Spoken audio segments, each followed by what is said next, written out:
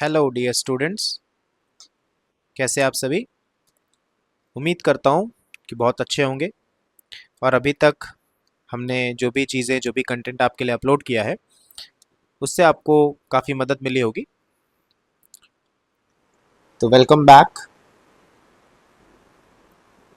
To our YouTube channel which is Edu Boot Camp. और अभी तक हमने बहुत सारी चीज़ें ह्यूमन फिजियोलॉजी के अंदर ब्रीदिंग एंड एक्सचेंज में कवर की, जैसे कि हमने रेस्पिरेटरी सिस्टम को कवर किया लास्ट लेक्चर के अंदर, लास्ट वीडियो के अंदर। उसके अंदर रेस्पिरेटरी ट्री को कवर किया।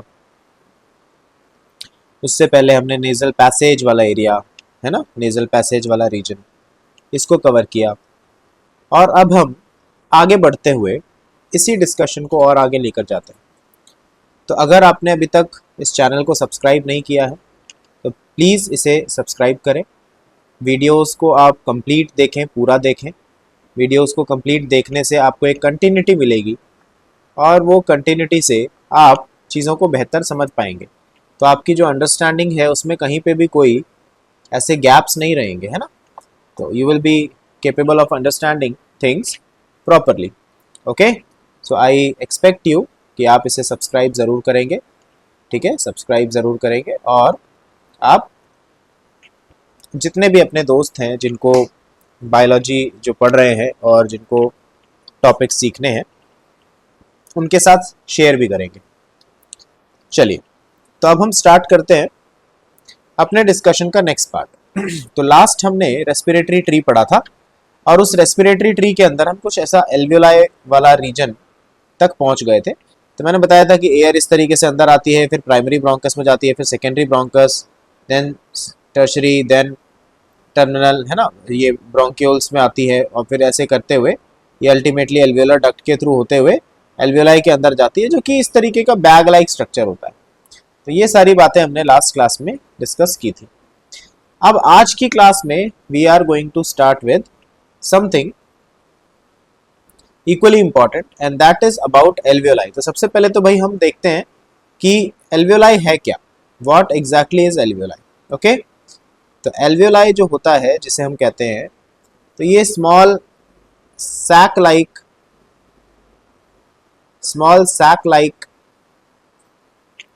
स्ट्रक्चर है जो कि लंग्स के अंदर प्रेजेंट होता है।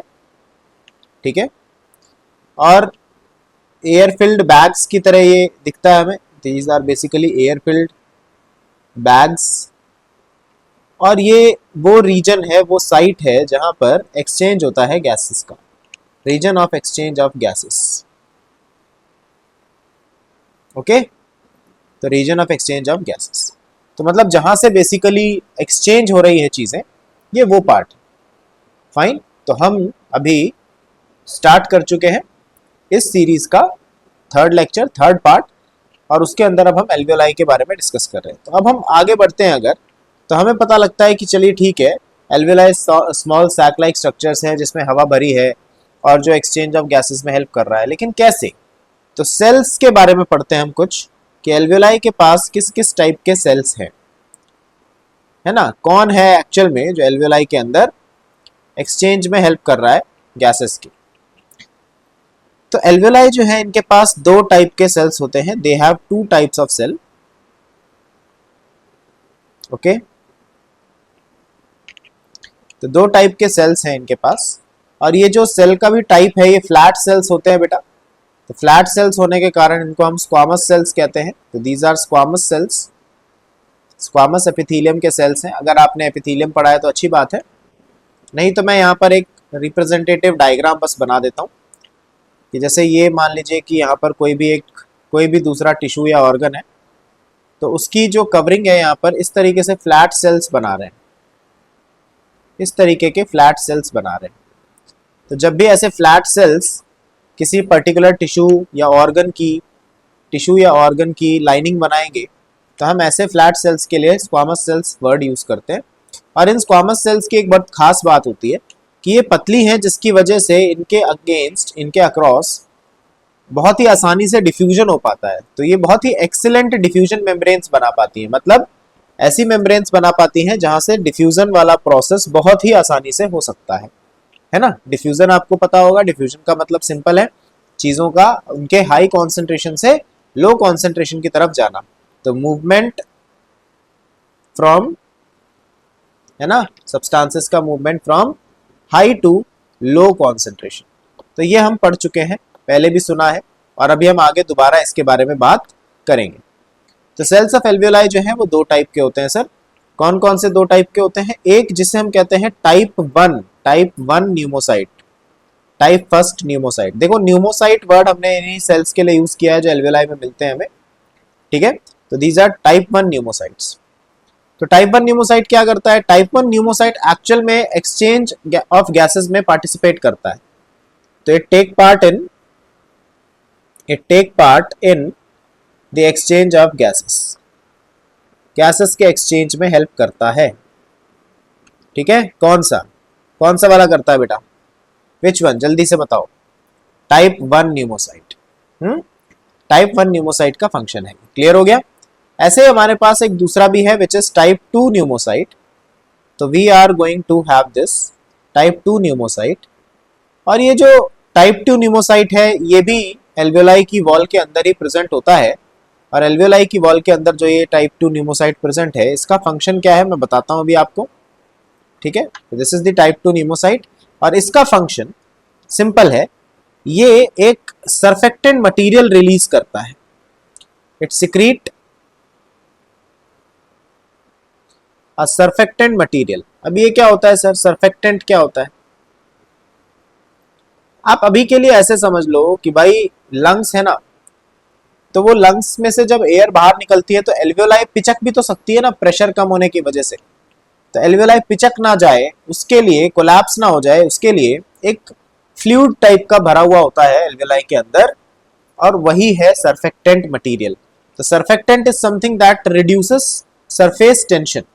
सर्फेक्टेंट कोई ऐसी चीज होती है बेटा जो सरफेस टेंशन को रिड्यूस करता है, ओके। तो type two pneumocyte surfactant material release करता है विच इज लेसिथिन। और लेसिथिन जो है एक टाइप का लिपिड है, ठीक है। तो ये हम बायोमोलिक्यूल्स वगैरह जब कभी पढ़ेंगे तो उसके अंदर कवर कर लेंगे, और जिन लोगों ने पढ़ लिया है पहले उनको ये बात थोड़ी समझ में आ जाएगी। और ये प्रिवेंट करता है कोलैप्स ऑफ एल्वियोलाई। क्या प्रिवेंट कर रहा है बेटा? It is preventing collapse of alveoli. Clear हो गया? कब? जब सांस बाहर छोड़ी जा रही है, ड्यूरिंग एक्सहेलेशन। ड्यूरिंग एक्सहेलेशन सांस बाहर छोड़ोगे उस टाइम पे प्रेशर कम होने की वजह से ऐसा ना हो भाई कि एल्वियोलाई कोलैप्स हो जाए, है ना। तो बेसिकली सर्फेक्टेंट करता क्या है? तो सर्फेक्टेंट का काम सिंपल है, ये रिड्यूस करता है सरफेस टेंशन।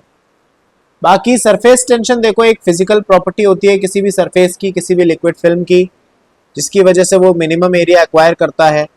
और अगर मान लो तुम्हारे एल्वियोलाई ने मिनिमम एरिया कहीं एक्वायर कर लिया तो मिनिमम एरिया की वजह से एल्वियोलाई कोलैप्स हो जाएगा ना, मतलब अब वो पिचक गया, अब वहां पे दोबारा एयर नहीं भर पाएगी, तो ये प्रॉब्लम हो सकती है। तो इसी से रिलेटेड ना बच्चों हम एक डिसऑर्डर भी पढ़ते हैं, इसी से रिलेटेड हम एक डिसऑर्डर भी पढ़ते हैं जिसे हम एटेलेक्टासिस कहते हैं। क्या नाम दिया बच्चों डिसऑर्डर को? We call it atelectasis, okay. तो एटेलेक्टासिस सर क्या चीज होती है? यहां पर एक्चुअल में कोलैप्स कर जाती है एल्वियोलाई। कोलैप्स ऑफ एल्वियोलाई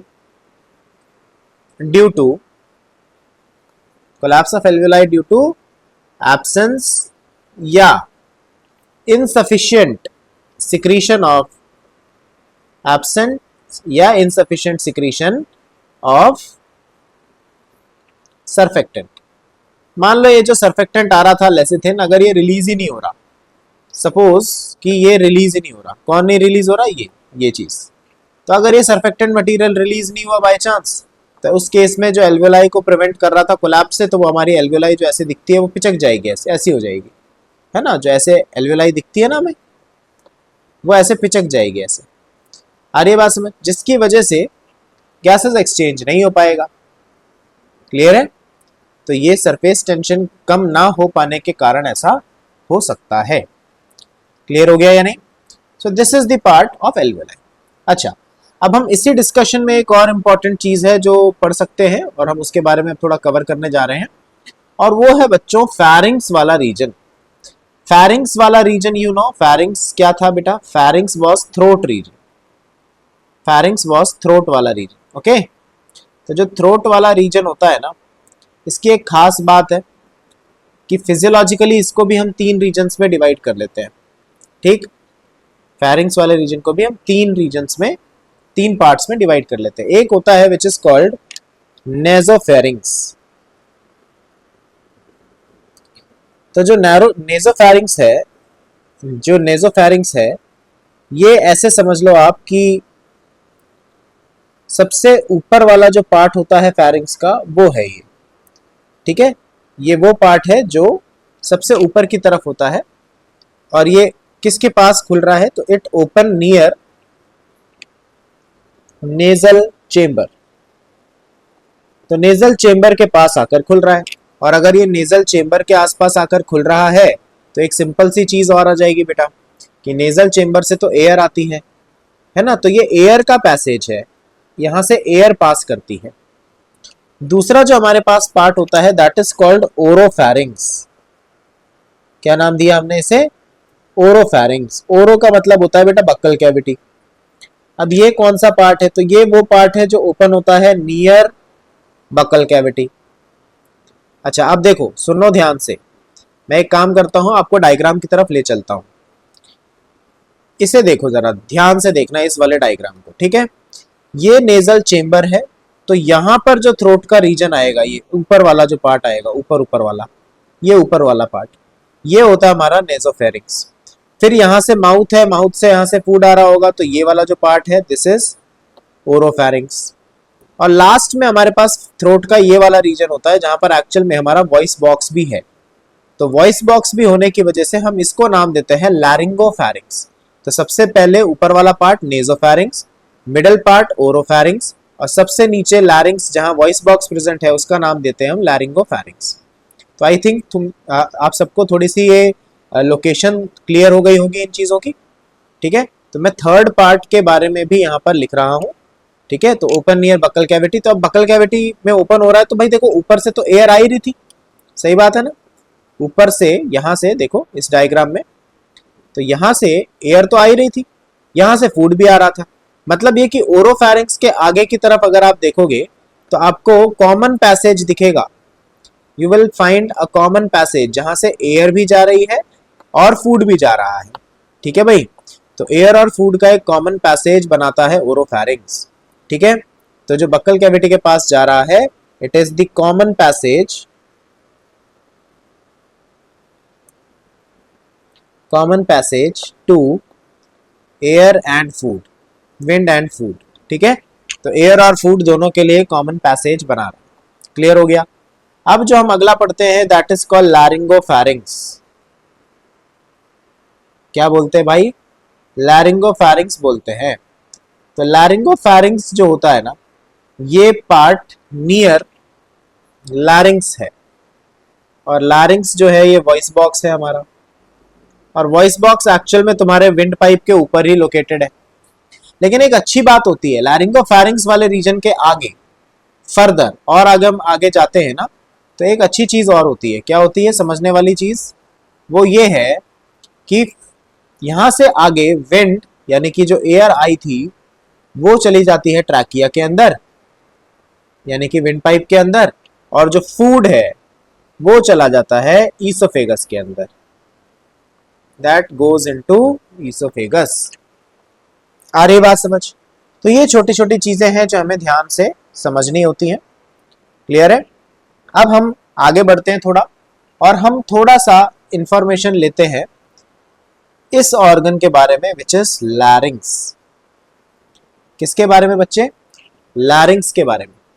तो लैरिंग्स को हम बेटा वॉइस बॉक्स कहते हैं, we call it voice box.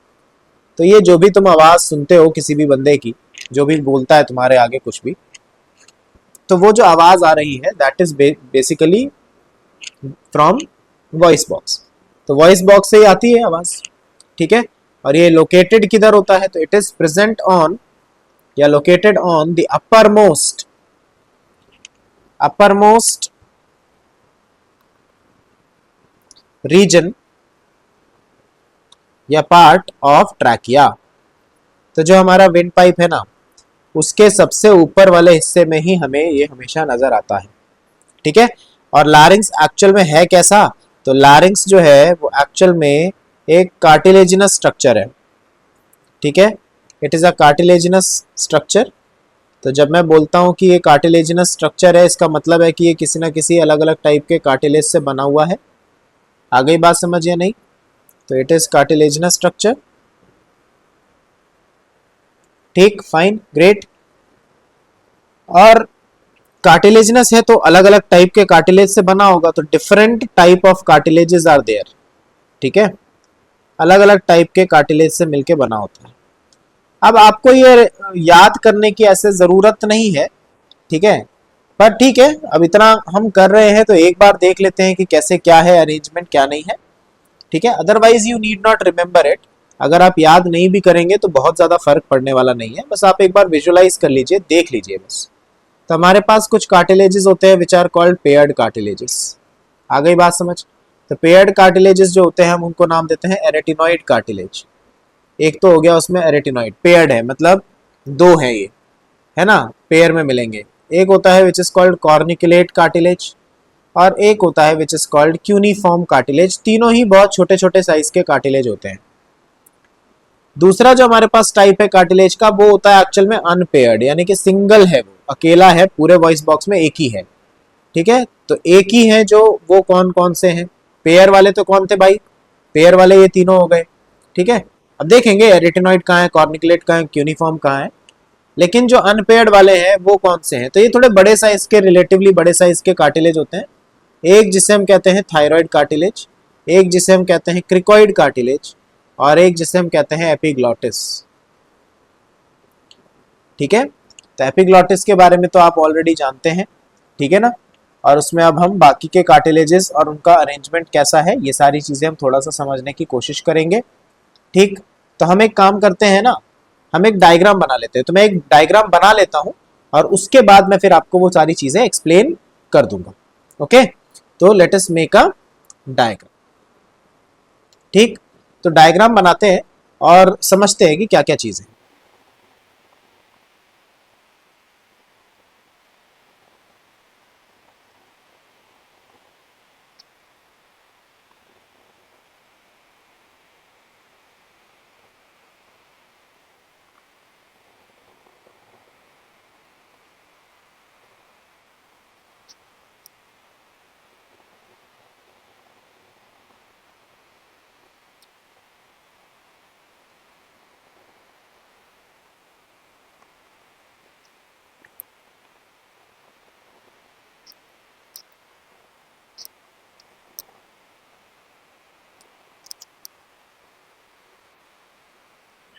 Okay, तो अब हम देखते हैं कि ये डायग्राम के अंदर क्या क्या चीजें हमने बनाई हैं।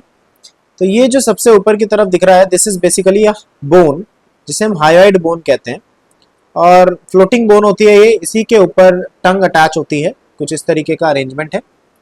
यहाँ पर फिर एक छोटा सा ऐसा कार्टिलेजिनस स्ट्रक्चर हमें देखने को मिलता है, and this cartilaginous structure is called, इसका नाम होता है एपिग्लॉटिस। और इसका फंक्शन हमने लास्ट भी पढ़ा था, लास्ट क्लास में, लास्ट लेक्चर में, और वो ये था कि ये स्वेलोइंग के समय पे ढक के रखता है हमारे विंड पाइप को, ओके। तो ये वाला जो पार्ट है, दिस इज थायराइड कार्टिलेज। इस कार्टिलेज को हम नाम देते हैं थायराइड कार्टिलेज। और इस थायराइड कार्टिलेज के ऊपर ही हमारा थायराइड ग्लैंड भी होता है, और आप देखोगे कि ये आगे की तरफ हल्का सा ऐसे प्रोट्रूडेड होता है। तो इट इज स्लाइटली प्रोट्रूडेड, और ये जो स्लाइटली प्रोट्रूड हो रहा है ना, ये जो स्लाइटली प्रोट्रूड हो रहा है यानी कि बाहर की तरफ जो निकल रहा है, इसे हम बोलते हैं थायराइड नॉच। इसे हम नाम देते हैं बेटा थायराइड नॉच। और ये थायराइड नॉच है जो बहुत ज्यादा प्रोमिनेंट हो जाता है मेल्स के अंदर, तो वो एडम्स एप्पल की तरह दिखता है। तो आपने देखा होगा ना, गर्दन पे, गले के पास में आपको यहाँ पर ऐसे हड्डी निकली हुई दिखती है, आपको हड्डी निकली हुई दिखती है मेल्स के अंदर, है ना। तो एक्चुअल में हड्डी नहीं है, वो कार्टिलेज का एक ऐसा पार्ट है, वो आगे की तरफ उभरा हुआ, तो उसी को हम बोलते हैं एडम्स एप्पल, ओके। तो वो जो एडम्स एप्पल है that is basically a thyroid notch, ठीक है, थायराइड कार्टिलेज का वो स्लाइट प्रोट्रूबरेंस है, बाहर की तरफ निकला हुआ है। ओके, तो हाइड बोन हमने पढ़ लिया, ठीक है, हाइड बोन हमने देख लिया, एपिग्लॉटिस वाला पार्ट देख लिया, थायराइड कार्टिलेज देख लिया, और थायराइड कार्टिलेज के ऊपर ऐसे प्रोट्रूडेड सा पार्ट होता है which is called thyroid notch, ये हमने देख लिया। अब यहाँ पर तुम देख पाओगे बच्चों कि एक छोटा सा कार्टिलेज और है जिसका नाम होता है क्रिकॉइड कार्टिलेज, इसको हम नाम देते हैं क्रिकॉइड कार्टिलेज, ठीक है। तो थायराइड और क्रिकॉइड जो दोनों कार्टिलेज हैं ये तो अनपेयर्ड ही थे, सही बात है, तो ये अनपेयर्ड कार्टिलेज होते हैं। और आप एक चीज और देखोगे, यहाँ पर एक लिगामेंट भी दिखता है जो हायोइड बोन को थायराइड कार्टिलेज से जोड़ता है, ये वाला लिगामेंट जो मैंने यहाँ पर रेड से लेबल किया है, ये वाला जो पार्ट है, तो वो हायोइड बोन को अटैच कर रहा है थायराइड कार्टिलेज के साथ। तो ये जो पर्टिकुलर लिगामेंट है इसका नाम हम देते हैं hyo thyroid ligament, we call it hyothyroid ligament, एक ऐसा लिगामेंट जो हायोइड बोन को अटैच करता है थायराइड कार्टिलेज के साथ। तो ये जो हमने वॉइस बॉक्स बनाया है ना बच्चों, ये है इस वॉइस बॉक्स का वेंट्रल व्यू, सामने से कैसा दिखता है, तो वो इस तरीके का नजर आता है। This is the ventral view of voice box, आ रही है बात समझ में। तो ये वेंट्रल व्यू है बच्चों, किसका वेंट्रल व्यू है बच्चों, तो ये वेंट्रल व्यू है लैरिंग्स का, ठीक है, this is the ventral view of लैरिंग्स, ठीक है, लैरिंग्स यानी कि तुम्हारा वॉइस बॉक्स। ग्रेट, अब हम एक काम करेंगे, अब हम दोबारा से एक छोटा सा डायग्राम बनाकर, ठीक है, अगेन अ डायग्राम, और हम इसके एक डॉर्सल व्यू को एक बार ऑब्जर्व करेंगे कि डॉर्सल व्यू कैसा है। ओके, तो अब आप को मैं डॉर्सल व्यू बना के दिखा देता हूं, तो मैं पहले कंप्लीट कर लेता हूं डायग्राम, उसके बाद में सारी चीजों को एक्सप्लेन करूंगा। ओके,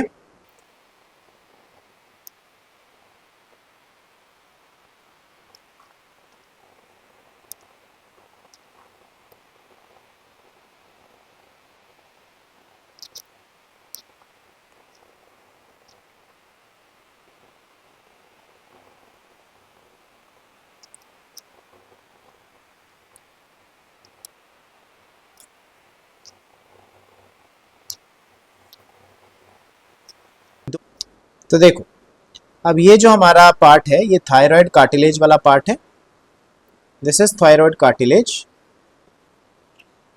उसके बाद ये वाला जो पार्ट है ये क्रिकॉइड कार्टिलेज। और अब आप देख सकते हो कि दोनों ही जो ये कार्टिलेज हैं एक्चुअल में कंप्लीट रिंग की फॉर्म में नहीं है, सी शेप के हैं, है ना, ये भी इनकम्प्लीट रिंग है, you can simply see this, incomplete ring C shape, incomplete ring C shape. Okay, तो दोनों ही सी शेप के हैं, इनकम्प्लीट रिंग है। और अगली जो चीज हमें दिखती है वो है इन दोनों को जोड़ने वाला एक लिगामेंट, इन दोनों को भी जोड़ने वाला लिगामेंट या मसल होता है जिसे हम बोलते हैं क्रिकोथायरॉयड लिगामेंट। ओके, तो क्रिकोथायरॉयड लिगामेंट हम इन्हें नाम देते हैं क्योंकि क्रिकॉइड कार्टिलेज को थायराइड कार्टिलेज के साथ जोड़ रहा है। आ रही बात समझ में? फाइन। अब होता क्या है ना कि हमारे पास यहाँ इंटरनली वोकल कॉर्ड्स भी प्रेजेंट होती हैं, ठीक है, तो इंटरनली वोकल कॉर्ड्स भी प्रेजेंट होती हैं, तो हम उनके बारे में भी बात करते हैं कि कैसे क्या है कैसे नहीं है, ठीक है। तो इंटरनली जब हम देखेंगे इसको, तो जैसे मान लेते हैं कि मैं यहाँ पर एक और छोटा सा डायग्राम बनाऊंगा,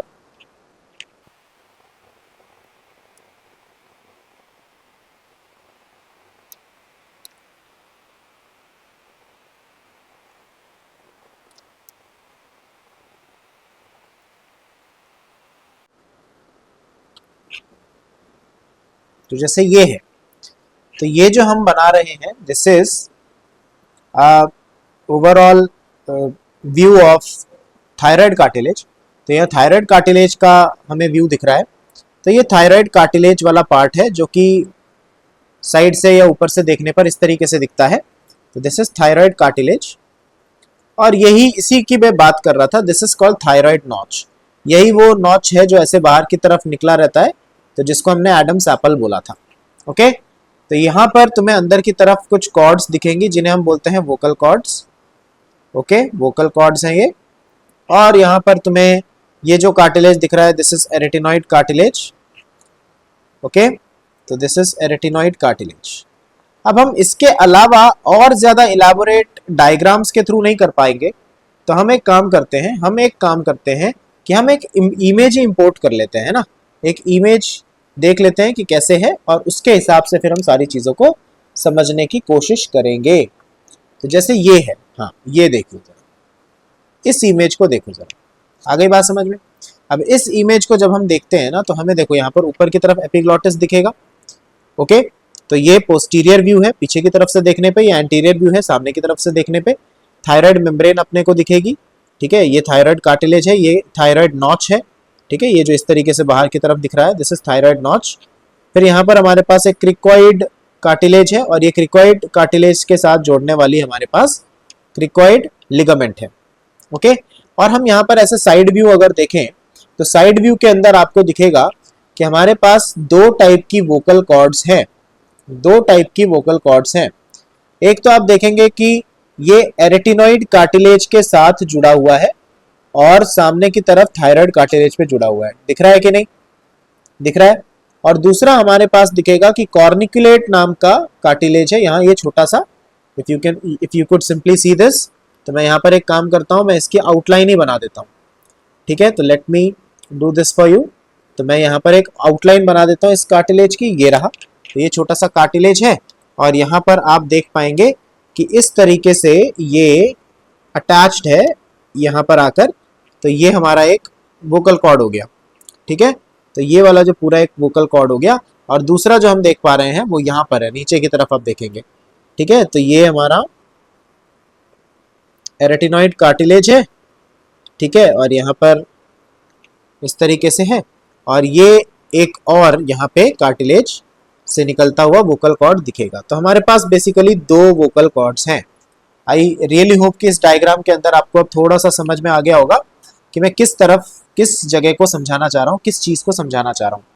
आ गई बात समझ में या नहीं, ठीक है।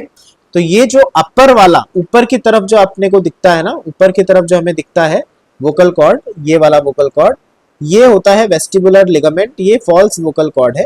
जबकि नीचे वाला जो हमें वोकल कॉर्ड दिखता है, this is called true vocal cord. तो जो हमारी नॉर्मल वॉइस आती है वो ट्रू वोकल कॉर्ड से ही आती है, ठीक है। तो ये सर फॉल्स वोकल कॉर्ड क्यों है? अगर हम बहुत चीखने वाली आवाज निकालने लगे, एकदम श्रिलिंग वॉइस निकालने लगे, बहुत ही ऊंचे पिच में निकालने लगे, तो उस समय पर हमारी जो फॉल्स वोकल कॉर्ड्स हैं वो भी इंगेज हो जाती है। कब इंगेज हो जाती है बेटा? जब श्रिलिंग वॉइस आती है, बहुत ज्यादा तेज चिल्लाने वाली आवाज, चिल्लाने वाली आवाज आती है तब, ठीक है। तो मैं यहाँ कहीं लिख देता हूँ भाई, ठीक है। तो this is only when there is a shrilling voice. आ रही है बात समझ?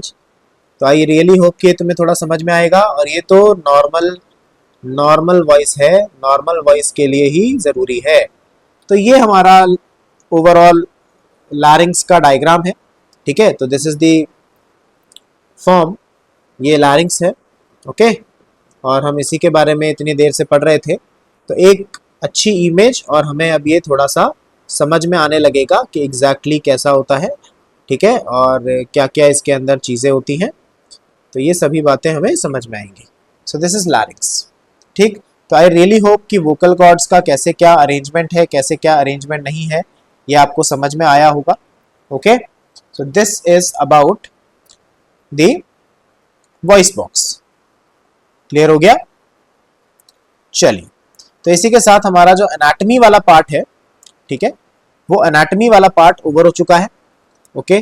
तो एनाटमी वाला पार्ट इज नाउ ओवर। तो हमें अब आगे जो पढ़ना है वो है कि अब ये अलग अलग जो ऑर्गन सिस्टम्स हमने ऑर्गन्स पढ़े, वो काम करने का तरीका क्या है, व्हाट इज द मैकेनिज्म। और मैकेनिज्म हम सबसे पहले पढ़ेंगे ब्रीदिंग का, ठीक है, ब्रीदिंग का कि सांस कैसे ले रहे हैं। उसके बाद हम पढ़ेंगे कि गैसेस एक्सचेंज कैसे होता है, गैसेस एक्सचेंज का। और उसके बाद हम पढ़ेंगे कि एक्चुअल में लंग्स और बॉडी के ऑर्गन्स के बीच में ट्रांसपोर्ट कैसे होता है ऑक्सीजन और CO2 का, कार्बन डाइऑक्साइड का। So this will be the part that we are going to cover up next. तो अब हम इसी के साथ अपना पार्ट 3 जो है इस सीरीज का, उसको है ना वाइंड अप कर रहे हैं। पार्ट 4 के अंदर हम ये सभी चीज़ें देखेंगे। अगर आपने अभी तक चैनल को सब्सक्राइब नहीं किया है तो प्लीज़ सब्सक्राइब करें, वीडियोस जो भी आ रही हैं उन्हें प्रॉपर पूरा एंड तक देखें। आपकी अंडरस्टैंडिंग डेवलप करने के लिए बहुत ज़रूरी है। आप कुछ भी स्किप नहीं करेंगे तो आपको बहुत अच्छे से समझ में आएगा कि हम क्या पढ़ रहे हैं, किस बारे में पढ़ रहे हैं। ठीक है, तो आई रियली होप कि ये वीडियो आपके काफ़ी काम आएगा, और इसी उम्मीद के साथ मैं आपको आप लोगों से विदा लूँगा अभी। ठीक है, और आज जब मैं ये वीडियो बना रहा हूँ तो आज गणेश चतुर्थी भी है, तो may Ganesh ji bless you with all the success and all the happiness and prosperity. तो इसी उम्मीद के साथ, इसी विश के साथ मैं आपसे विदा लेता हूँ, और मिलते हैं अपने नेक्स्ट पार्ट के अंदर, पार्ट 4 के अंदर।